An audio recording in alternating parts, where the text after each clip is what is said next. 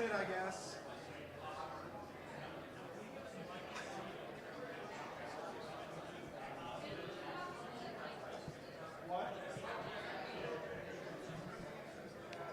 Check. 1, 2, 3, 4, 5, 6. Check.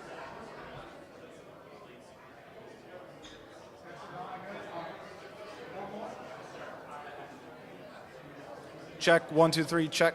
Good. Okay.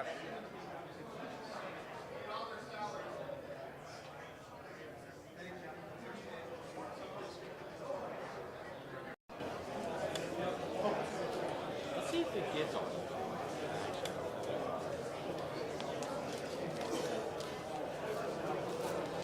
It's really thick. They're doing single games again. It's such a waste. Paper? Oh, that name tag is not saying one. I can't put it back on. Oh, they did. Oh, that's what you meant. They're doing single games instead of just all season. Right, yeah. That's wild. That's why we keep them in presentation. That makes sense. So they're not misplaced. I was wondering why the envelope was so thick.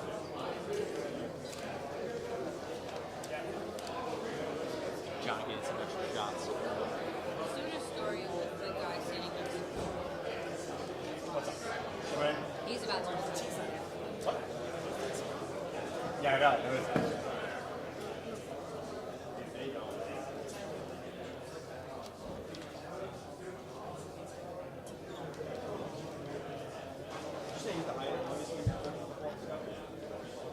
Yes.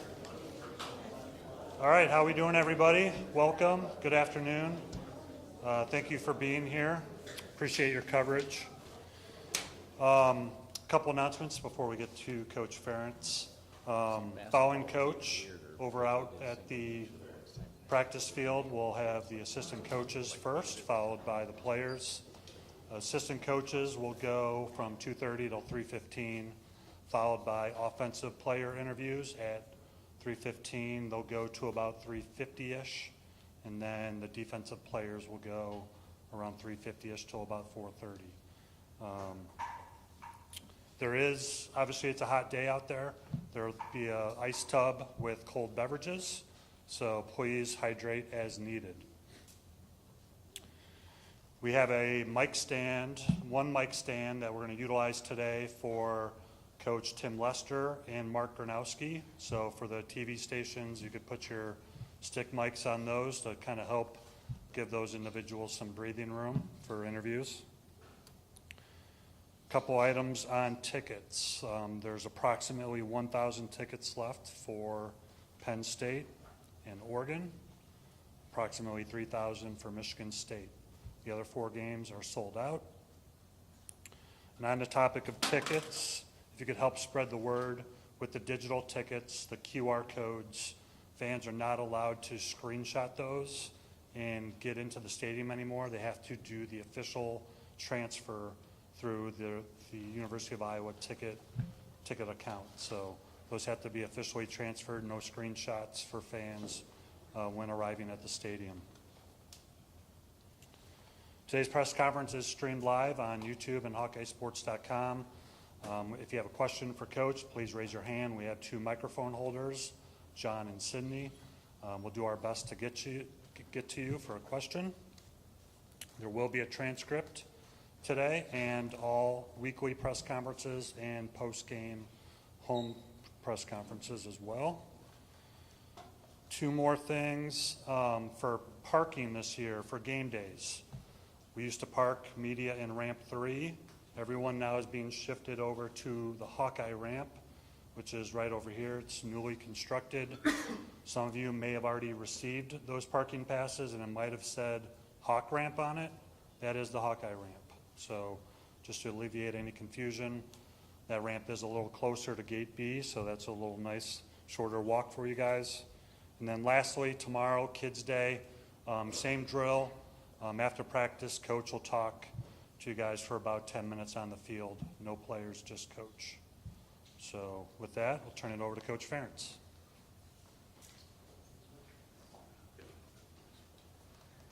Thank you, Matt, and good afternoon to everybody. Appreciate Everybody being here, welcome to the 2025 Iowa Football Media Day. So, it's just good to get started again, obviously, and, begin the 27th year back here. And really every year it's the same thing, same mix of eagerness, if you will, anxiousness and optimism. And probably the eagerness comes as much from anything, just the work ethic and attitude of this team's been strong going back to January, and they've continued that, so that part's good. Anxiousness, every year, you have the unknown, certainly, and that's a fun part of it, but also, you're just always curious to see how things are going to materialize, how they're going to come together, and we're in that process now. And then the optimism, I think, just comes from the fact, again, we've got a roster, I think, where we've got a good amount of veterans. We've lost some real key veterans over the last couple of years, but a good group of veterans right now, and a strong group of guys in the middle group maybe that haven't played a lot, but I think are ready to take that next step. And then, you always got the younger guys as well. So, it's a fluid time right now, fluid competition going on during camp like you'd expect. And it's just kind of fun to watch it and see how it's all going to pull together. So, and that really is, the nature of preseason. That's the beauty of it. It's when you're working through the bumps, working through the ups and downs that come with, pretty competitive practices, and see how things go. So we're about 40% through right now. And, like every year, it's demanding on the players physically, but demanding on them mentally, and I think emotionally as well. We've had good weather up until today, got a little warm, that's good. And, I think it's going to be that way here for a while, so that's great. But, every group out there is kind of a different study, if you will. Start with the quarterback, so I'll just kind of highlight that one. In terms of the newness, we've got, 3 guys that are relatively new to the program, getting all the reps right now, basically. And, 2 of those guys weren't even here in the spring. So Mark was here in the spring, but wasn't practicing in the spring, so I'll rephrase that. So it's just, it's good to see how they're fitting in, and then some other groups are a little bit more veteran, but interesting to see how they're working. And I think, so again, so far so good with that. Just kind of go there. And to some extent, talking about the quarterbacks, Jimmy Sullivan's in the same boat. He was here last spring, but, should have been in high school, and, it was going 100 miles an hour, 120 miles an hour for him. So fun for things to slow down for him as well. But, bottom line is this, like every position right now, we're looking at them all and just curious to see how they're going to evolve. And there's, a lot of different stories there. And the bottom line is, it's all about how things come together here over the next 3+ weeks. And with this team, I think it's going to be a fluid process, probably even into the season. So that's certainly not a bad thing.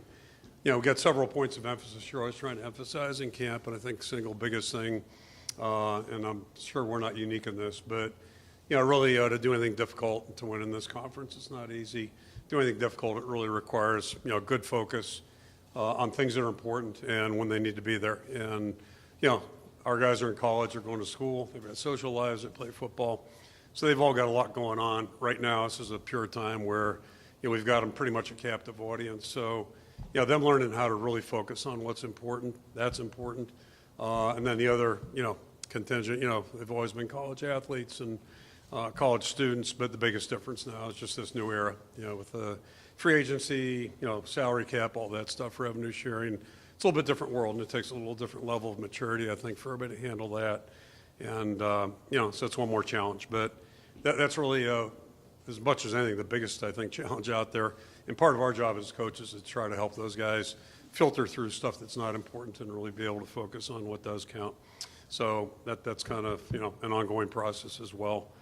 Then last but not least, just touch on real quickly, I know you guys probably got releases on this, but a couple staff things that have happened over the last 2 months or so. Paul Federici has retired. And I just want to start out by having had a chance to publicly acknowledge him and thank him for all the contributions he's made in 2+ decades here. Paul came here as our head trainer 20-some years ago and did an unbelievably great job at that in that role. And the only bad thing about him moving to operations was, you lose a really good guy in the medical department. Luckily, we've had really good people, think about Russ and people like that taking over for him, Cammie. So, but Paul's made a lot of certainly valuable contributions, did a great job in a really challenging role, if you will. And so certainly want to wish him and Teddy all the best. They're down in Arizona somebody told me yesterday it's hotter there than we'd even dream about being here. So hope he likes hot weather. Ben Hansen will take his role. Ben will be assistant AD, director of ops for us moving forward. Ben's been with us over 10 years. Paul's done a great job mentoring him, and Ben is an outstanding mentee. He's been qualified to probably have that job for years now. Fortunately, stuck with us, and so it's been really kind of a seamless transition. And again, I thank Paul for helping facilitate that, and Ben's already doing a great job. Ireland Hostetler is going to move over from recruiting along with Austin Showalter. He's been a quality control guy, GA quality control guy. They're going to move into operations and work primarily in that area. Austin will still do special projects for me and football-related work that way. He's still dabbling in that, but I think that gives us a real strong department there. And then the other probably noteworthy thing at this point, Jason Manson has transitioned into football full-time. So he's one of the analysts on the offensive side, gives him a chance to really immerse himself in that. Sam Brinks, who's been his assistant, is going to move up into the director of ops role, or player development, I'm sorry. And then Noah Shannon is back with us. He was going to be a GA or a student assistant, and all the titles are different now because of the new rules. But long story short, Noah's going to fill Sam's role in player development. So he and Sam will pair up just like Jason and Sam did previously. And then Noah's also going to work in the football realm of things. So it's his first year in this side of the ball instead of being a player. And I'm not sure he knows exactly where he wants to go professionally. This will give him a good opportunity to see both sides and kind of develop what he wants, or an idea of what he wants to do as he moves forward. So feel really good about that. And then the last thing, just in the next week or two, our recruiting department under Tyler Barnes, it's been reshaped a little bit and reconfigured, and we're filling a void, obviously, with Ireland moving over. We lost a really quality person there, but I think we're really close to making an announcement there, and feel really good about the way things have shaped up. So I think we're in good shape there. And just briefly again, 40% into it. It's been a positive start. The guys are doing a good job. They're attentive, working hard, doing a good job in meetings, and all those types of things. So we're hardly halfway there, but it'll be good for them tomorrow to be out there in the stadium. Not that it's going to be packed or anything like that, but for some of the younger guys especially, that'll be a big deal for them. And it's just good to change up things in camp a little bit every now and then. And then beyond that, just the Kids Day concept. I think we're in year 11, 12, 13, something like that. And it's a win-win situation. Again, I'm glad I'm not on the judging panel who has to pick out who the 12 captains are. I hate that job. I would want to be nameless, like NCAA people, the way they make their decisions. But anyway, so it's just a tough job, but what a great way to celebrate a lot of really good stories and tremendous people. So we'll all look forward to that, and the seniors will have a chance to spend time with them in the weight room and swarm with them out on the field. So it's all good, and it's kind of like the wave, just something everybody can feel good about. So a lot of work to do, obviously 3 weeks out, but just happy to be working at it. So I'll throw it out for questions. Chad likes to go Des Moines Register, and you're right. Last year, Kids Day, this time of year, quarterback play was looking pretty rough, and you kind of said that was pretty indicative of how Cade and others had played. I guess where do you feel like Mark, how much further along do you feel like the passing game is? Is Mark where you want him to be? And then the other two guys, I assume, are Brown and Hicklinski that you're saying are getting most of the reps? Yep. Okay, thank you. Yeah, so it's those three guys plus Sullivan are like the 1, 2, 3, 4. Jackson's been fighting an illness, and kind of an unusual one. You think you've seen everything. You never have 27 years into it. First time he's got it's a hernia that's affected his appetite, and it's just I feel really bad for him. He's struggling to eat and struggling to hold his weight. So it's going to be a long road, but they're going to get it cleared up and all that type of thing. But that's kind of taking him out of the equation for a little bit. But no, it's been good. And, to me, ever since Spencer got hurt out there in November 22, it's been a bumpy road. And nobody's fault, just the way it's been. And that's not the only spot. It's more than, it's everything combined, quite frankly. But as I said last year at this time, my experience is if we have a good offensive line here, good quarterback play, we've got a chance.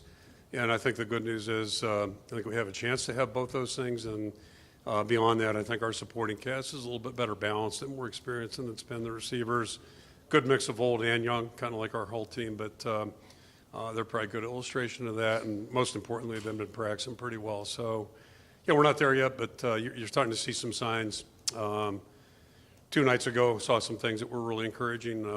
It was Wednesday night, and then this morning, a couple plays where, hey, maybe we can make some tough plays on third down, those kinds of things. And it's just things that keep drives going, and that's how you score points, all those types of things. So we're not there yet, but at least I think we're moving in the right direction. David Eichel, HawkeyeInsider.com. Kirk, I mean, how's Brian Allen been progressing since over the course of the summer? And I guess where would you kind of assess where the defensive line is right now and the kind of depth that you kind of see them having? The first guy you mentioned was Brian Allen. Yeah, Brian's doing well. He's like Mark. He couldn't do anything in the spring, so he's working through that. That's one thing we were talking about this. I mean, at all levels, a pro player who's played 10 years successfully, that type of thing, they can miss some time typically and come back and go. But even the best players, like if they don't practice, it's not the same. So you can imagine anybody in college, and that's Mark and Brian too. Their challenge is not being out there in the spring.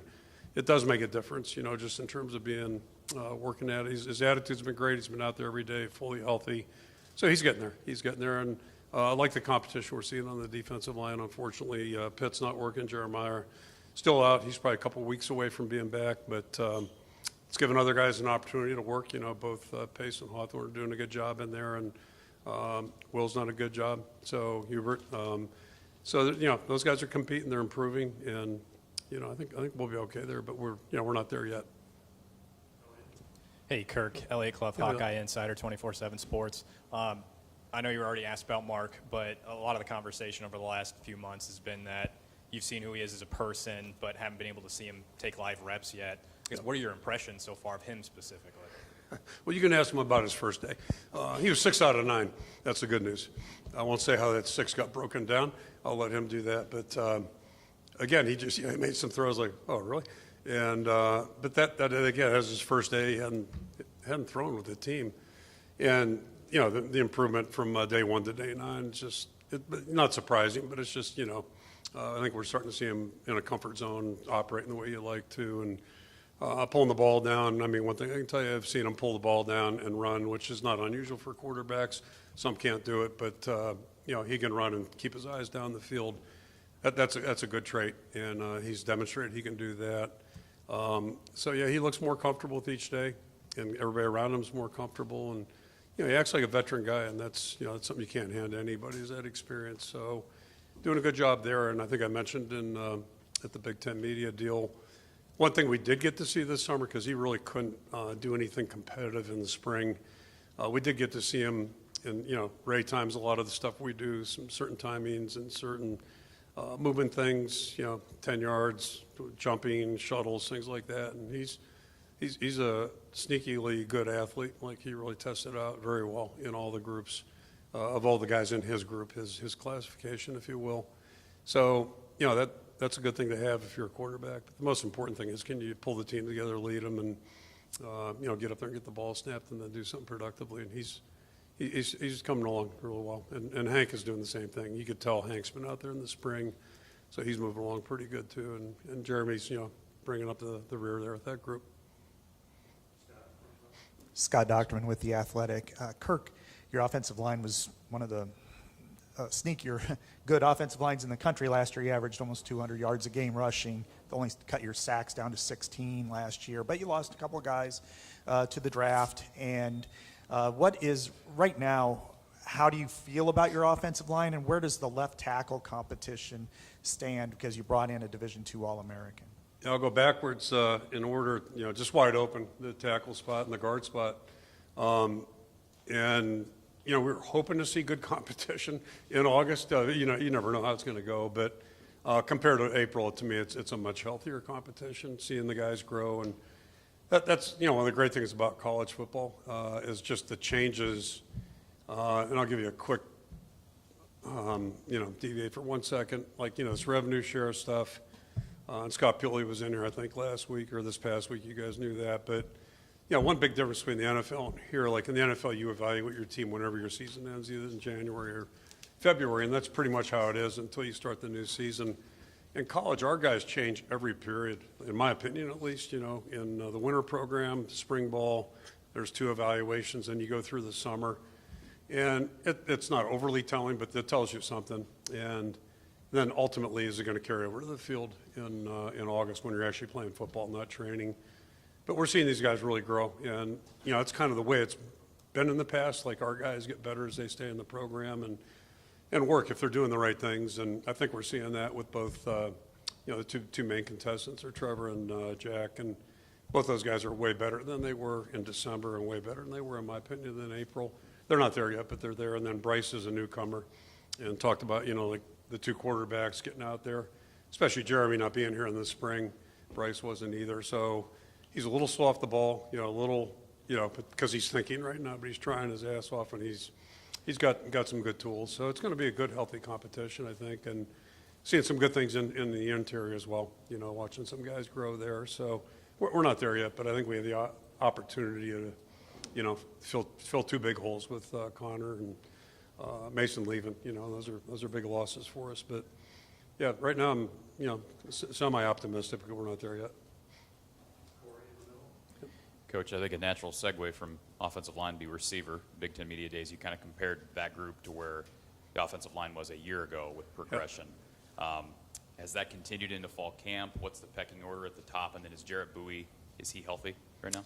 Yeah, he actually coincidentally just got like really cleared. He's been practicing, but limited what he can do. He's had a fracture in his arm, but officially got cleared, I guess, 2 days ago.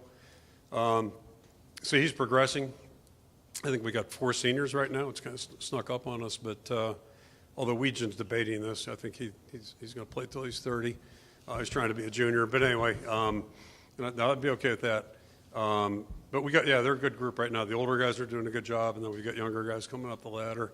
So it's kind of too close to call right now, but they're all doing some good things, and we'll see what it looks like over 3 weeks. And you know, we're really not going to make too many big judgments until at least, you know, you start game prepping a little bit. Then you got to kind of start squeezing it down. But it's good, healthy competition, and that's encouraging. Coach Ferentz, Dan Stacy, Sportscast Media and Mediapolis News. You got a really good field goal kicker coming back, and that's real important. Drew Stevens, he's up for the Groza Award. Have you talked to him about that, or has he talked to you about that? Do you feel, what's your feelings on that, and who's your number 1 running back going to be, you think, right now?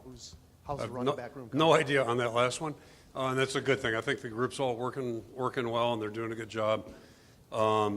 Yeah, so, and then, you know, regarding all these awards, and you know, Matt puts releases out, and they end up on my desk, and I look at them and then throw them in the recycle thing as fast as I can, because with all due respect, I mean, you know, it's like preseason rankings. Really nothing matters right now other than acknowledging where it is pertinent, acknowledging somebody who does have a resume, who's done something. And Drew, I think Drew's a great story. I mean, just all you got to do is look back the last 2 Novembers, and, you know, 2 years ago he kicks 2 balls out of bounds on kickoffs in our last game.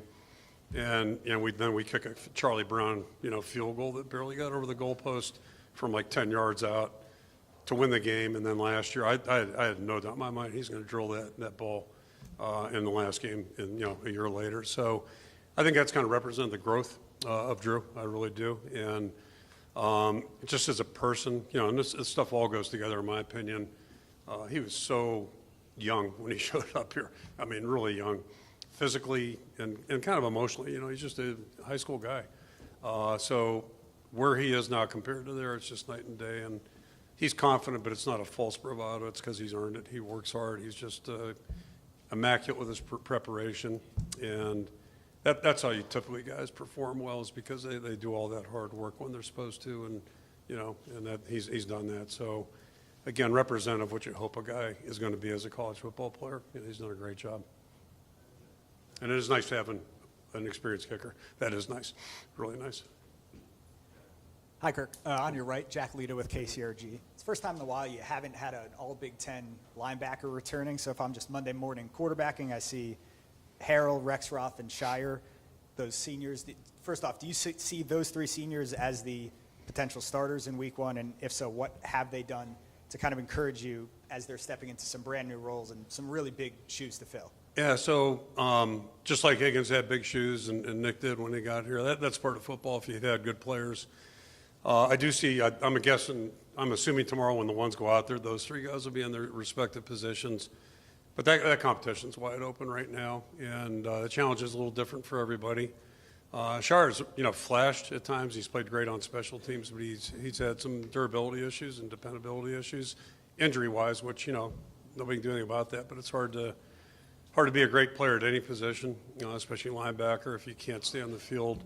He's been out there, basically had stubbed his toe a little bit early in spring for a day or two, but he's been on the field ever since and doing really well. He's practicing at a high level.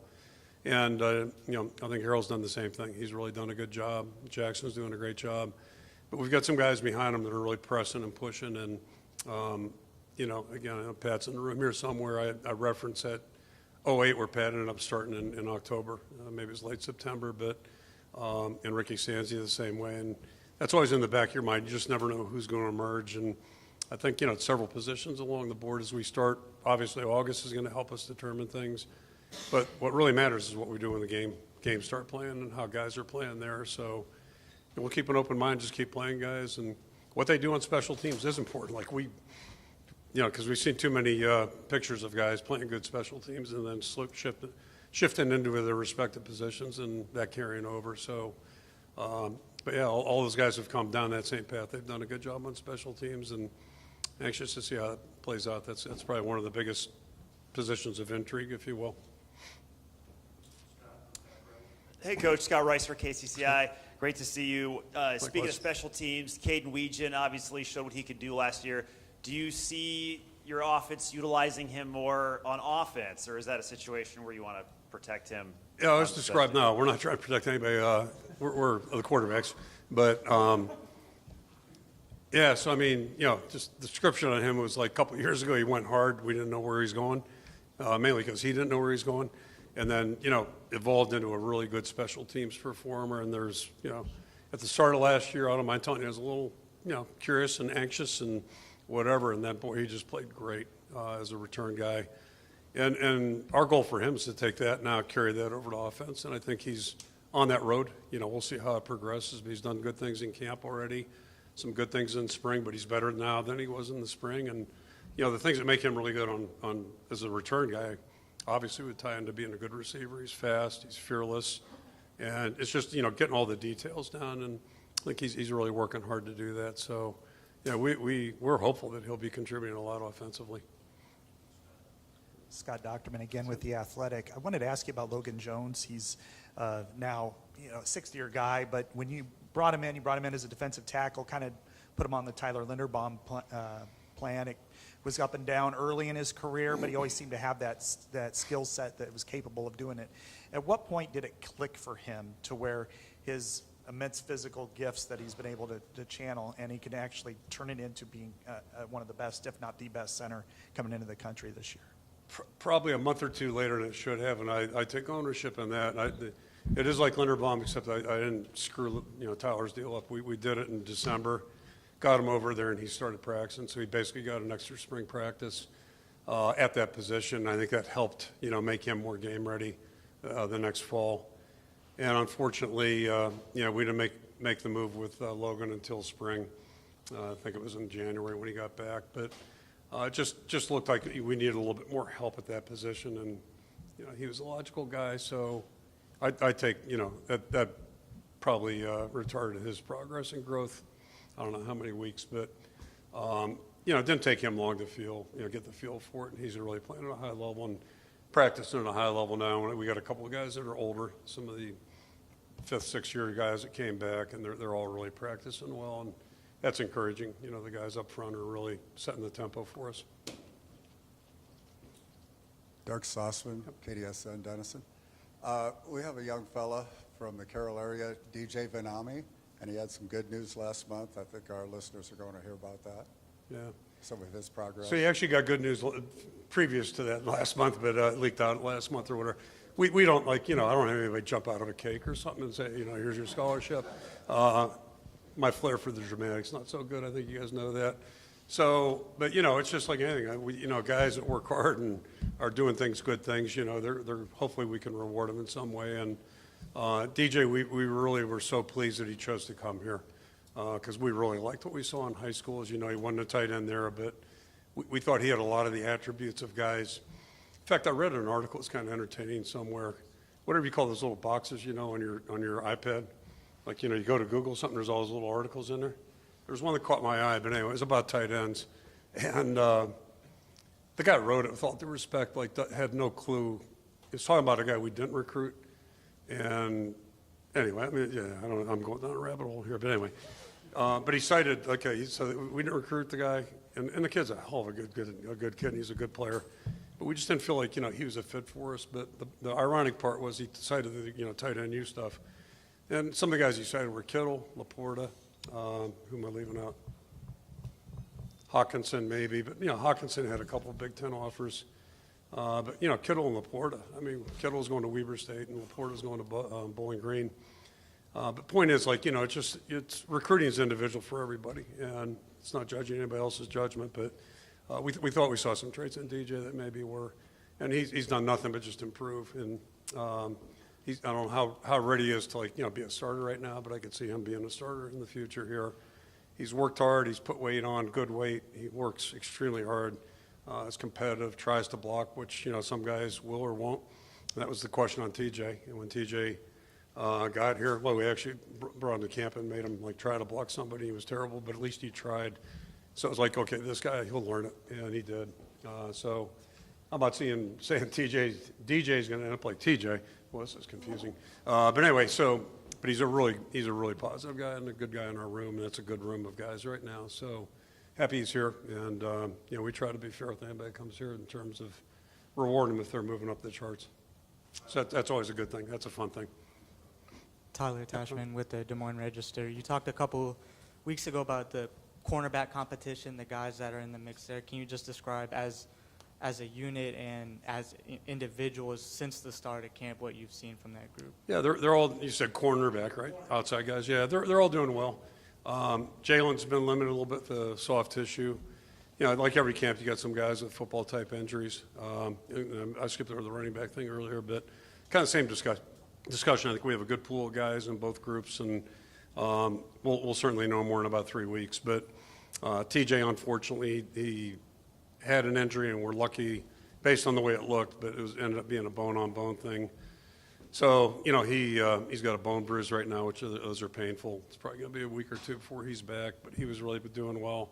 Deshaun's doing a really nice job, and then Jalen's the next guy up. But it's giving these younger guys, Godfrey and Moda, a chance to work, and Shaheed joined us, Barrow. So, it just gives us a good chance to evaluate. But that's one that'll be ongoing, I'm sure. But the two older guys, TJ, till he got hurt 2 days ago, was doing really good. And same thing with Deshaun's playing well, too. So I think, as long as we keep improving, we'll end up okay there. Yep. Ethan Petrick, Quad City Times. We hear about the 24-hour rule with your players a lot in a year where there's some big stuff out there for you personally. Yeah. What's your 24-hour rule look like? How do you spend those 24 hours after a game? Yeah, I mean, it's pretty simple, really.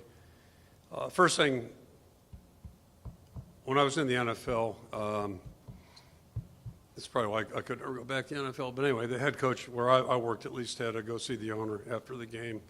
So, all I really wanted to do was get in my car and go home. That's all. It's simple, and it was that way as long as I've coached.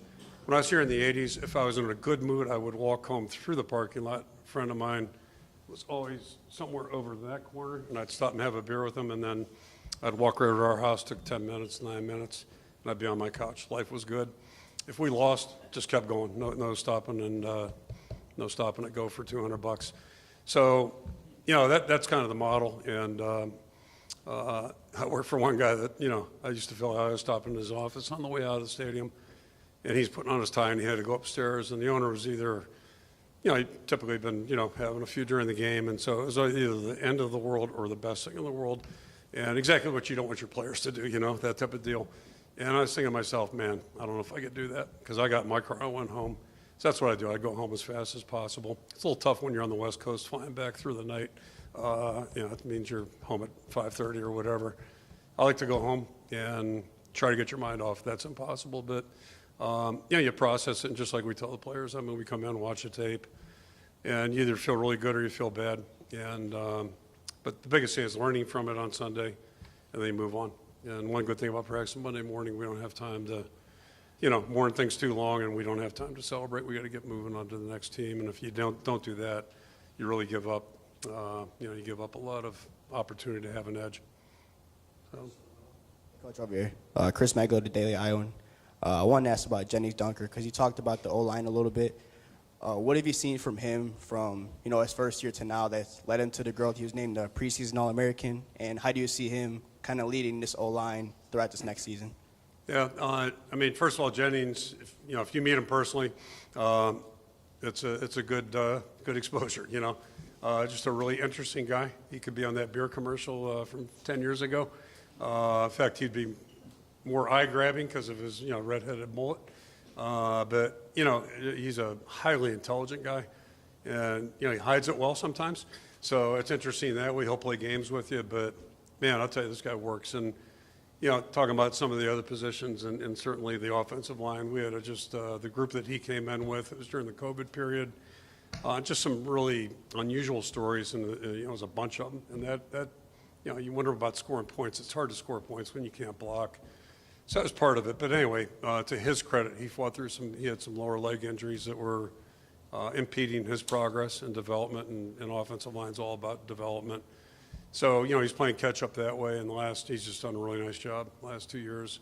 Works like crazy, very coachable.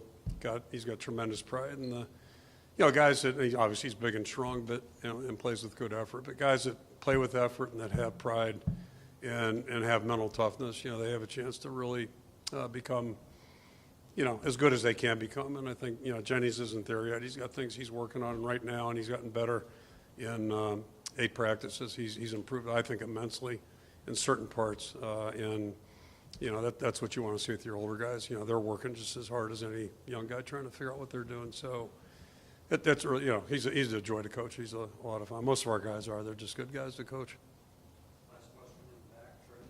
Hey, Kirk, all the way in the back here, Trey Redfield at Local 5.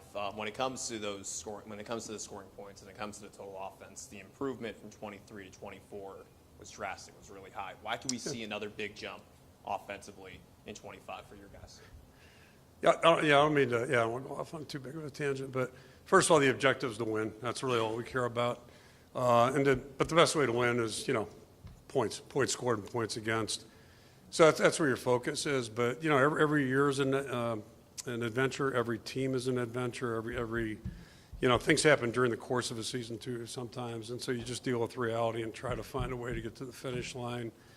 And I think we've done a pretty good job of that over the years, and we've, 26 years here, you're going to have ups and downs. You're going to have challenges. We're not, and I'll say this, we're not Ohio State. We never have been. We never will be.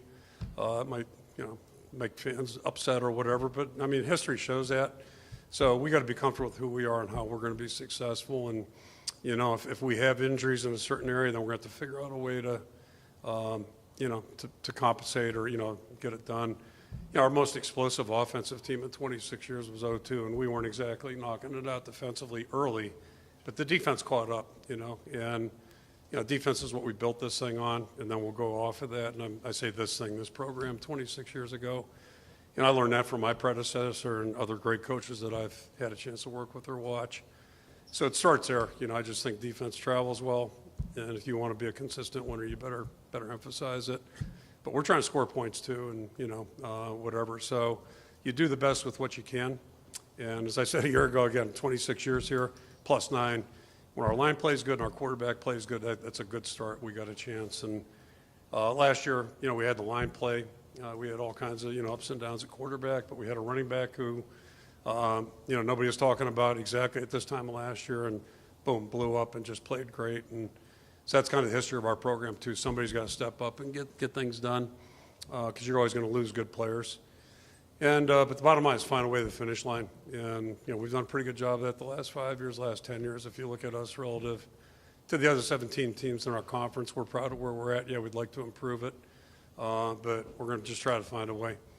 A little bit of luck. I think things are coming together offensively a little bit, and Yeah, but who knows? I mean, tidal wave hits or whatever, and all of a sudden, you just never know what's going to be. So you got to be prepared to, do what's best each and every week with the guys that can get to the game and play. But yeah, it's exciting right now just because I think we have a chance to have a little bit more balanced offensive football team than we've had over the last several years, really probably going back to 20. So, that's good. And it's always kind of funny, the 21 season, I think we won 10 games there. And I think our points per game there was exactly the same as 09. Pretty darn close if it wasn't, right? And Pat, we were good guys back in 09, right? In 21, we were all like bums, So it's funny how, I guess I do too much. I'm not trying to be a jag-off, but I mean, I study that stuff, right? It's just like, but winning the bowl game helps too, and we didn't do that in 21. And we had a chance. But we weren't quite good enough, and that's, you got to get over that hump, and the 09 team did that, so relatively the same statistics. So the bottom line is just, we got to figure out a way to win each and every week, and that's going to be our goal, our puzzle, and, let the games begin. But luckily we got 3 weeks here still to figure some things out. So appreciate it. We'll see you guys over there. Thank you.